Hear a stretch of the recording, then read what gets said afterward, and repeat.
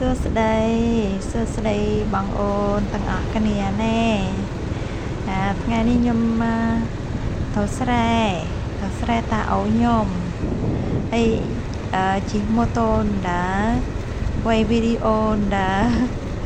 ឲ្យបងអូនមើលទេសភាពនៅស្រុកស្រែភ្លឺប្រែកហើយភ្លឺប្រែកនេះនិយាយទៅពីកែគាត់ខ្ញុំនៅទូច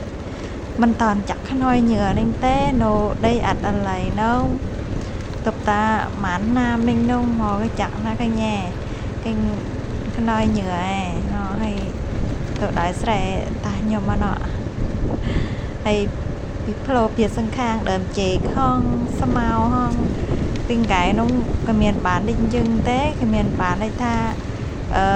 ស្មៅហើយគេខ្នើយជាងទេថ្ងៃនោះភ្លឺប្រៃស្លាស់ធីណាហើយក៏មានលោកណាដាំស្មៅដាំអីអត់ហ្នឹងមានតែស្រូវហើយភ្លឺប្រែកដីអត់តែប៉ុណ្ណឹង